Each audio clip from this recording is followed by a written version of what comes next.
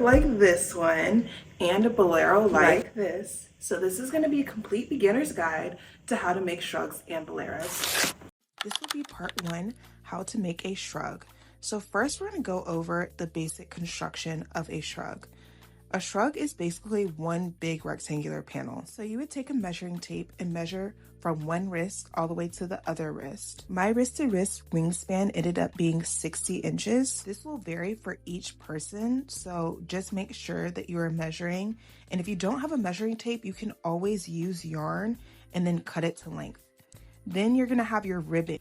You can make your ribbing separately and then sew it on later to your projects. The second method is to actually include your ribbing with the actual length of your wingspan. So you'd still use that 60-inch measurement. The upside of this method would be that you would do it all in one panel. So then once you're done with the whole entire panel, you'd be done with your project. However, if you have really dainty wrists, the ribbing might be a little too big for your wrists. But you would add an extra 5 inches on either side to accommodate for the ribbing. To actually start making it look like a shrug, you would fold either side in half to start creating the sleeves. So for my sleeves, I folded and sewed together about 23 inches on either side. And then in the middle of my panel, I had 24 inches open for my shoulder to shoulder measurement. My panel also ended up being 25 inches in width. So the ribbing that I use within this specific tutorial is going to be a slip stitch ribbing. So in order to do that, you would chain to your desired length, and then you would skip that first loop, go into that second loop, pull up a loop, and then go through the loop that you had originally on. Then to start a new row, you would chain one, turn your work. So once you turn your work, you're going to see those front loops and then you're going to see the back loops. You want to make sure that you're only going into that back loop. So you would put your hook into the back loop, pull up a loop, and then go through the loop that you originally had on your hook. That would be how you would do your slip stitch ribbing, and that's what you do each row to create a ribbing that looks like this. The next type of ribbing would be single crochet ribbing. So you'd pull up a loop like you did last time, have 2 loops on your hook and go through both of those 2 loops. So you pull up a loop, have 2 loops, go through both of the 2 loops. That's how you create a single crochet. You do that all the way till you get to the end of your row, chain 1 and then turn your work. And then you would find and locate that back loop only. I'm sorry, you could not see it here. And you go into that back loop and do your single crochets all the way down. And you do that each row, chain 1, turn your work, and then go into the back loop only. The benefits of single crochet ribbing is that it actually goes a lot faster, and I'm about to show y'all how it ends up turning out once you're done. Let's get into some stitch options. So the moss stitch is just this creative stitch that you can use different colors to actually add some interest and some texture. To start out the stitch, you would skip the first 2 chains, go into that third chain space, and then place a single crochet, chain 1, and then skip 1, and then single crochet into that next space. Chain 1, skip 1, and then go into the next space. You would repeat this until the end of the row. To begin the next row, you would chain 2 and then turn your work, skip that first space, go into this chain space that you did last row, that chain 1 space, and place a single crochet. You would continue placing single crochets into every single chain space to the end of the row until you get back to that chain 2 space and then place your last single crochet. Next stitch we're going to go over is a half double crochet. So we'll skip the first chain space, go into the second, but yarn over before you do it, and then pull up a loop. Go through all 3 loops once you have 3 loops on your hook. So let me show it a little slower. So the first thing that you'll do is yarn over, go into that loop, go through, pull up a loop, have 3 loops on your hook, and then pull through all 3 of those loops. To start out the next row, you'll chain 1, turn your work, and then just go over and do a half double crochet into both of the top loops. So just yarning over, pulling through, and going into both of those top loops.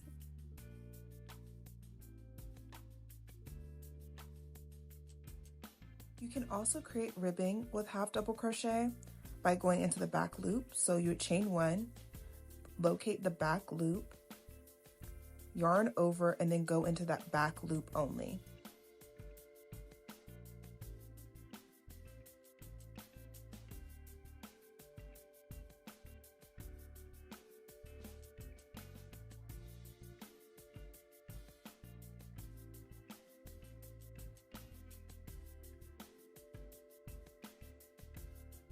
Now, some people want their half double crochet ribbing to be closer together.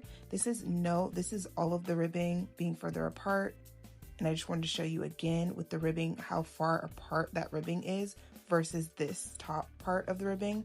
So in order to do that, you would actually alternate by you would chain one, and then you would actually you would half double crochet into the front loop only for one row. And you would do that all the way for the whole entire row, just going into the front loop only. And then the next row, you would end up going into the back loop only. So you would alternate going into the front loop and then into the back loop, into the front loop and then into the back loop, just to make that ribbing a little closer, just in case you wanted that specific look.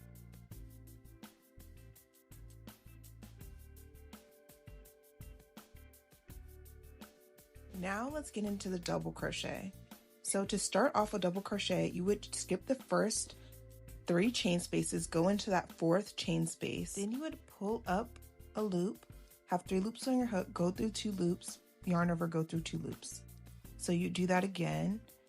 You would have 3 loops on your hook, go through the first 2, then yarn over and go through the second 2. And that's how your double crochets will look.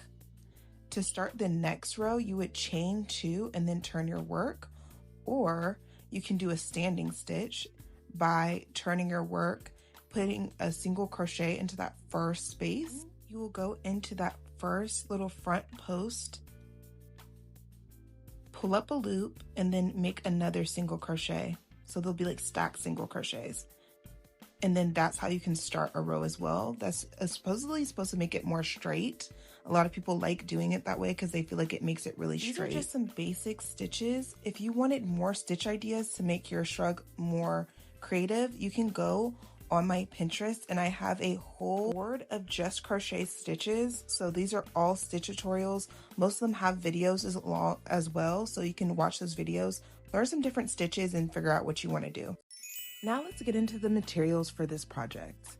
So the first thing you'll need is some stitch markers, but you can also use bobby pins if you don't have stitch markers. You can use a darning needle. You don't have to use a darning needle to sew it up, but if you want to, you definitely can. You'll need a measuring tape to measure your wrist to wrist wingspan. And then I use a 4mm hook. The 2 most important materials would be your hook and your stitch markers, something to mark your stitches with. So as long as you have those 2 things, you'll be golden. And so for my shrug, I use the Pound of Love yarn, and I like this yarn because I use 1 1/4 skein because it's a bang for your buck. It's pretty cheap. So to start out, I actually chained to my wrist to wrist measurement. Mine was 60 plus the 5 inches on either side, so 70, and I ended up chaining 240 stitches in total. So you skip that first chain space, go into the second chain space, and then you slip stitch. For the sample, I'm only going to be placing 5 slip stitches on either side, but for my actual shrug, I placed 15 slip stitches and then went into the half double crochets. You can add more or less slip stitches depending on how long or short you want your cuffs to be.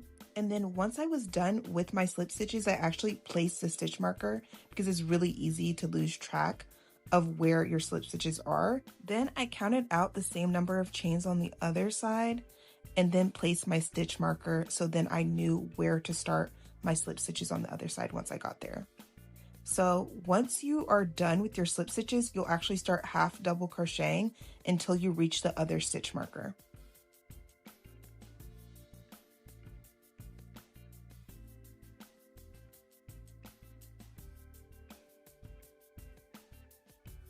Once you reach the other side, you'll actually start slip stitching again once you reach that stitch marker, and then end out your row with slip stitches.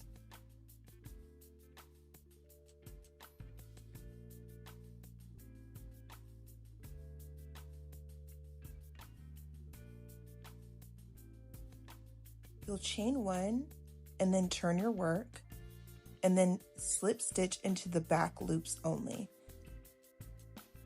to create your ribbing.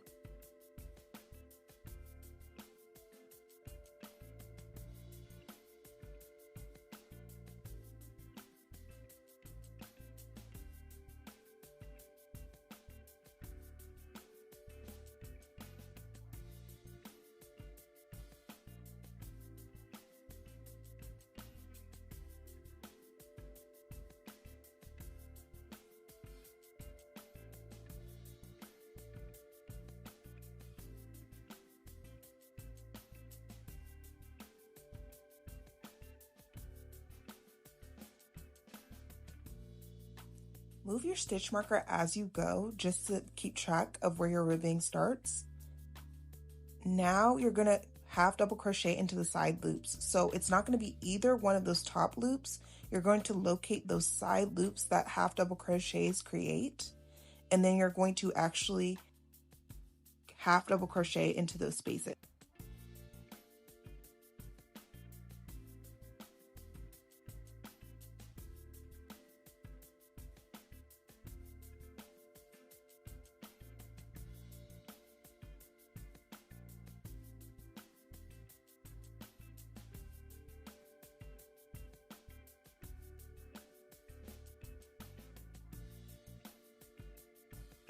You'll do this until the end of the row, and then after you're done with this row, you'll chain 1, turn your work, and then slip stitch into the back loops only, and do this whole row again for the next 2 rows. This is what it should look like after those 2 rows that you did. This row is where you're going to start your bobble stitch. So you're actually going to half double crochet into the side loops for 3 stitches.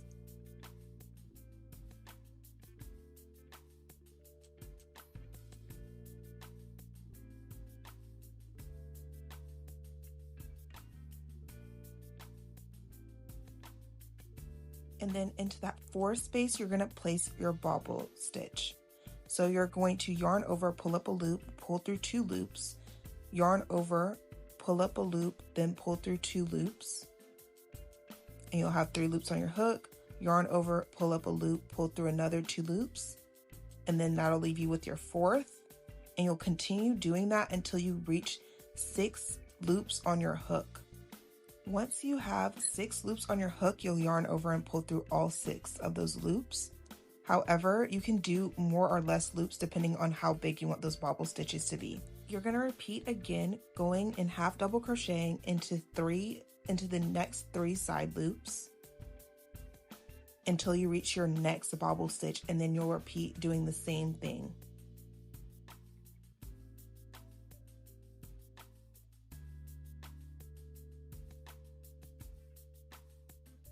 You're actually going to push the bobble stitch towards you to make it face the right way. You'll have to do that after every single bobble stitch that you make, is push it towards you so then it's facing the correct way.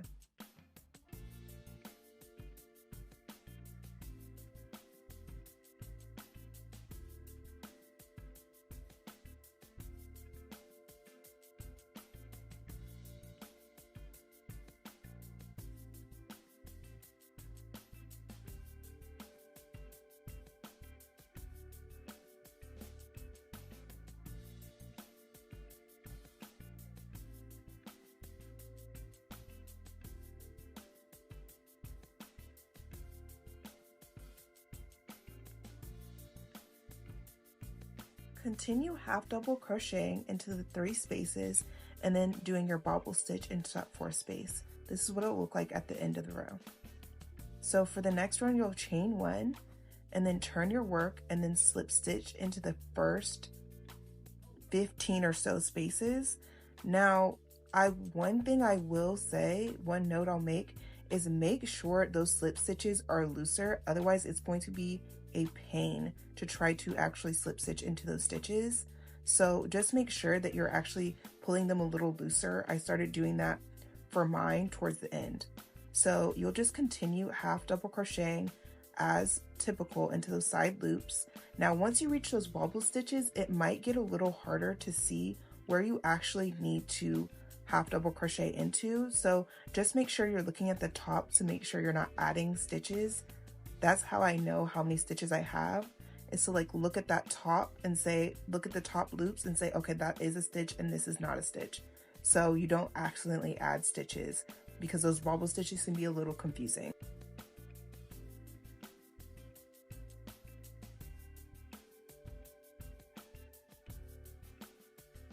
Continue half double crocheting as normal for the rest of that row. To start your new row, you will chain one, turn your work, and then just repeat the last row, which is just half double crocheting into each one of those side stitches once you reach your half double crochets. Make sure that you are actually moving your stitch marker, and sometimes I even count the number of slip stitches to make sure I did not drop any stitches, because it's very easy to drop those slip stitches. So just make sure that you're not dropping stitches and it's not looking uneven, because I did have issues with that as well. So just continue half double crocheting into those side loops all the way till you reach the end.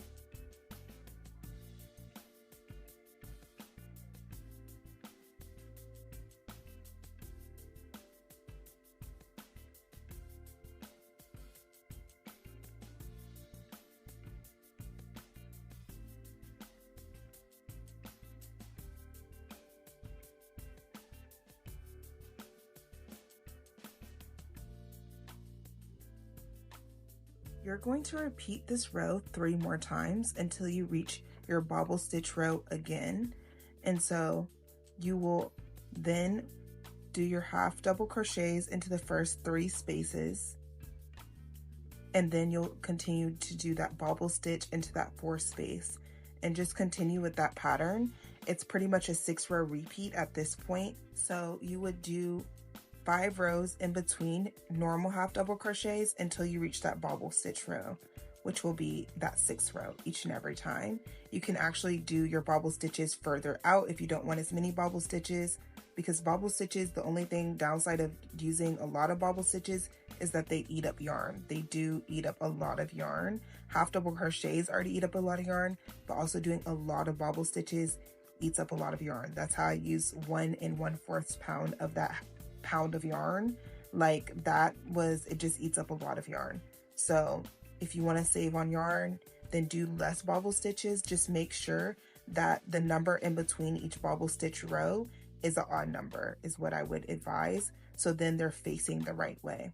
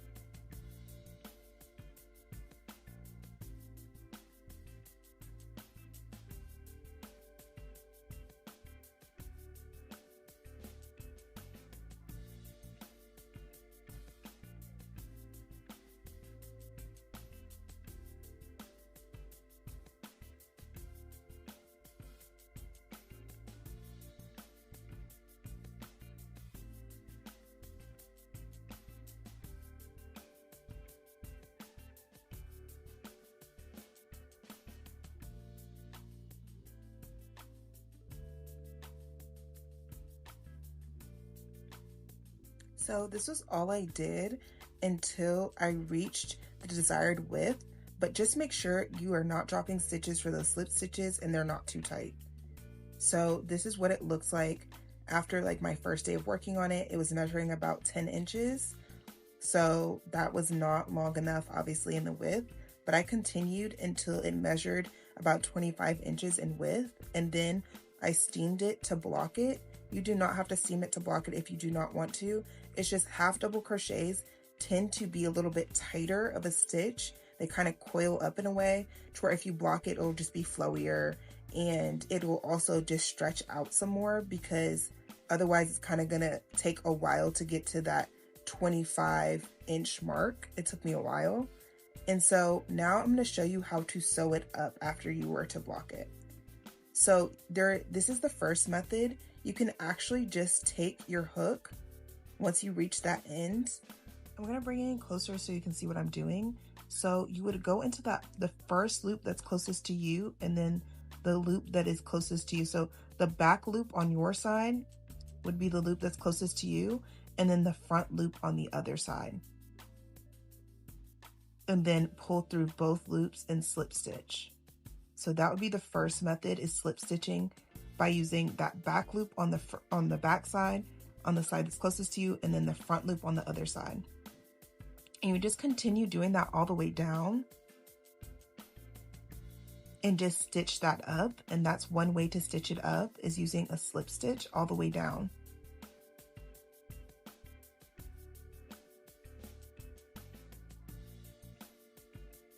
This is what the slip stitch looks like on the inside, and then if you flip it on the outside the right way, this is what it would look like sewn up. Now the second way to sew your project together is actually using a darning needle. So you would actually thread that darning needle and then take it and pull some of the thread through. And you can actually go this way, but I like going like back and forth, like zigzag through the motions, just because I find it's easier to pull the actual yarn through, because like I don't knot off my yarn before I start sewing. And so pretty much you'll just go back and forth in kind of like this zigzag motion with your darning needle to then sew up your projects. And you can always pull more of that yarn through if you need to feed more yarn through. That's why I like going in the zigzag motion versus going like the same way the whole entire time, because then you can't really pull that yarn through as easily. You would continue just using your darning needle to sew it up until you reach the desired length of your sleeves. But once you're done, I typically cut my yarn once I'm done at the end. Once I'm actually finished like sewing it up, I would cut the yarn at the end. I cut mine a little too short, so don't like learn from that. And then I would knot it, like double and triple knot it, and then weave in my ends once I'm finished. I typically just use my crochet hook to weave in my ends. If you like this tutorial, don't forget to like and subscribe. Definitely have more tutorials coming soon. And if you have any questions, you can definitely put them down in the comments, and I will definitely get to y'all's questions or make another video about stuff. I hope that this helps. My TikTok is also Corbin's Creative Corner, and I also have an Instagram, Corbin's Creative Corner. So if you make anything, you can definitely tag me on there. I will definitely repost anything that I see. Until next time, bye y'all.